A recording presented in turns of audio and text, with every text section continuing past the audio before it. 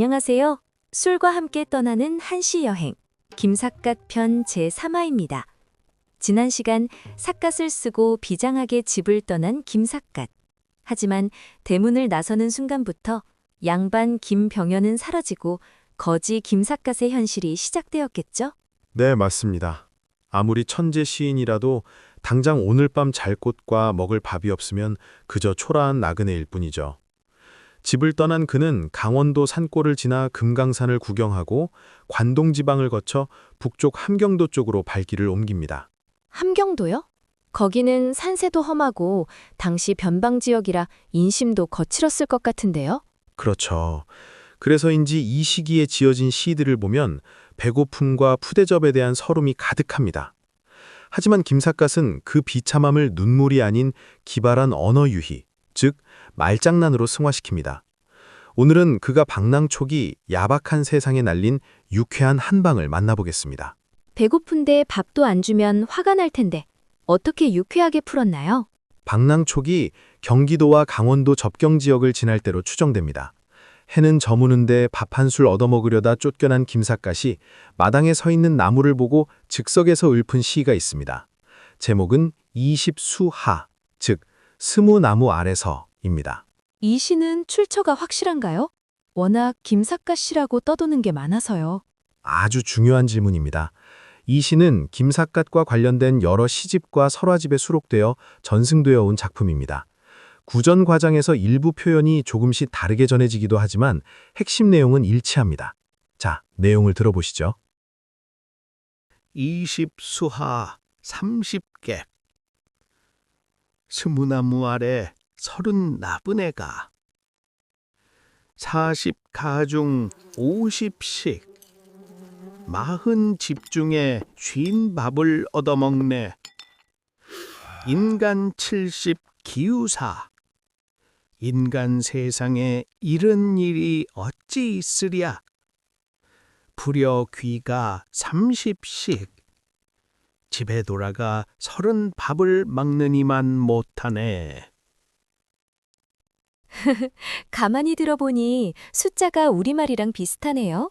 30객은 30이니까 서러운 나그네? 정답입니다. 한자의 뜻이 아니라 우리말 음을 이용한 고도의 언어 유희입니다. 하나씩 풀어볼까요?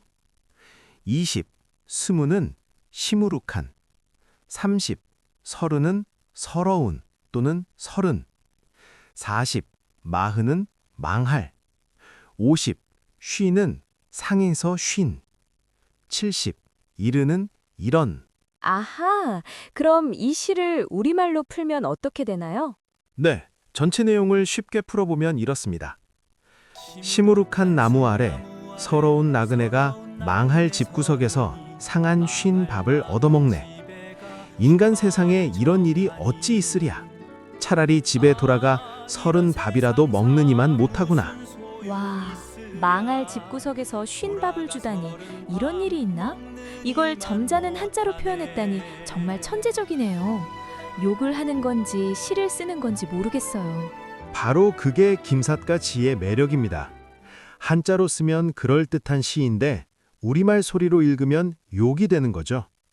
이런 언어 유희를 쌍관이라고 하는데 김삿갓은 이 기법의 달인이었습니다. 배고프고 서러운 처지를 한탄만 하지 않고 이렇게 재치로 승화시킨 겁니다.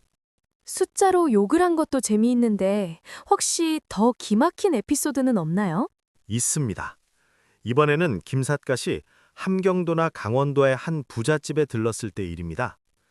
주인이 나그네 행색을 보고 아주 낡은 개다리 소반, 즉 작은 밥상에 쌀알음 거의 없는 멀건 죽 한 그릇을 내왔습니다.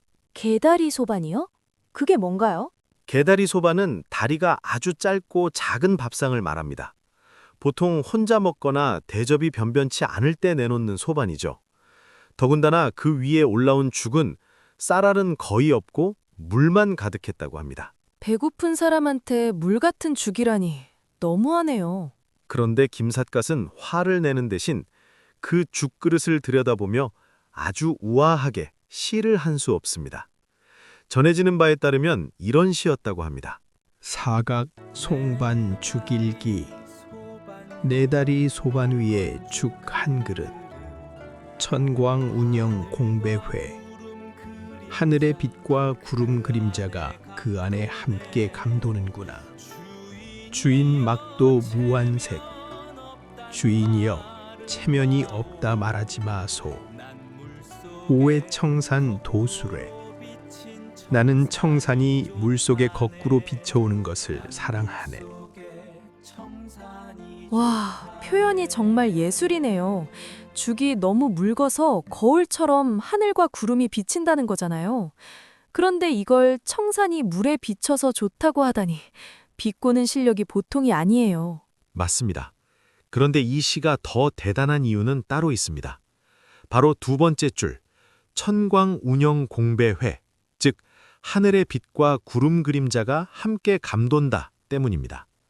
혹시 이 구절 어디서 들어본 것 같지 않으세요? 글쎄요, 아주 유명한 말인가요? 네, 이건 성리학의 대가 주자가 쓴 아주 유명한 시 관서유감에 나오는 구절을 그대로 가져온 겁니다.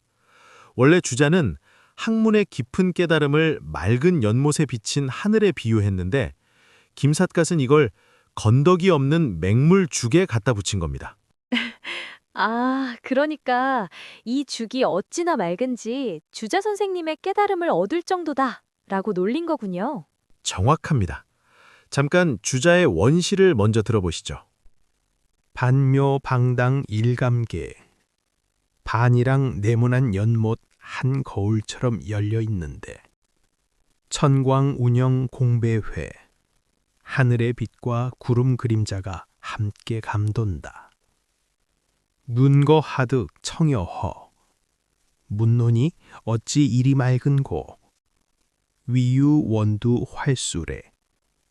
그것은 근원에서 생생한 물이 흘러오기 때문이라네.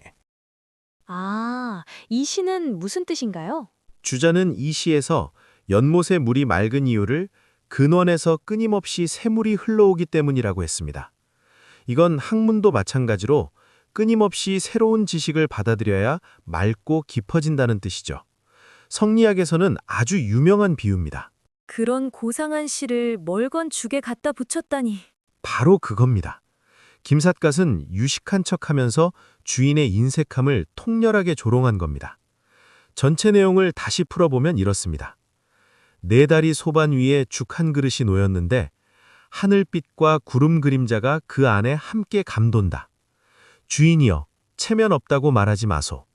나는 청산이 물에 거꾸로 비치는 이 풍경을 사랑하네. 체면 없다 말하지 말라는 것도 반어법이죠? 정확합니다.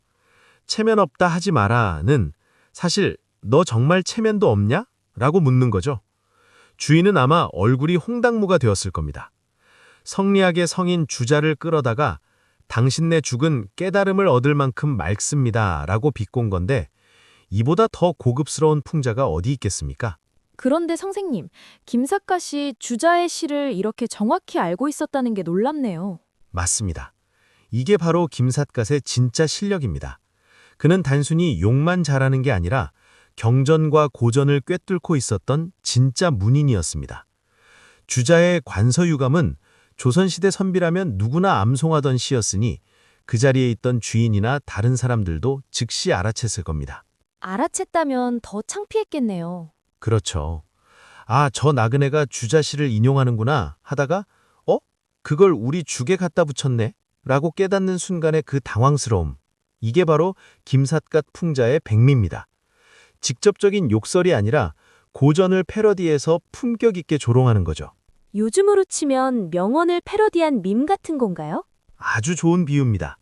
요즘 인터넷에서 명언이나 유명한 대사를 비틀어서 웃음을 주는 것처럼 김삿갓도 주자의 명시를 패러디해서 풍자한 겁니다. 이게 바로 김삿갓이 단순한 방랑 시인이 아니라 천재 언어 예술가인 이유입니다. 배고픔과 푸대접조차 시로 요리해 먹었던 김삿갓. 숫자로 욕하고 주자의 시를 패러디하고 그의 언어 감각이 정말 놀랍습니다. 그렇습니다. 오늘 두 시를 통해 우리는 김삿갓의 두 가지 얼굴을 봤습니다. 하나는 서민적인 쌍관법으로 속 시원하게 욕하는 모습. 다른 하나는 고전을 자유자재로 인용해서 지식인들을 조롱하는 엘리트 문인의 모습이죠. 이렇게 함경도와 강원도에서 쓴맛을 본 김삿갓. 다음은 어디로 가나요? 이제 지친 심신을 달래기 위해 조선 최고의 명승지 금강산으로 향합니다. 그곳에서 그는 거짓골을 잠시 잊고 천재 시인으로서의 예술혼을 불태우게 되죠. 다음 화는 눈이 좀 정화되겠네요. 아름다운 금강산을 노래한 김삿갓의 서령적인 시세계. 정말 기대됩니다. 지금까지는 매운맛 김삿갓이었다면 다음 사화에서는 순한맛 예술가 김삿갓을 만나보겠습니다. 금강산의 절경 앞에서 김삿갓은 어떤 시를 남겼을까요? 술과 함께 떠나는 한시 여행. 오늘은 여기서 인사드립니다. 구독과 좋아요 부탁드리며 다음 시간 금강산에서 뵙겠습니다.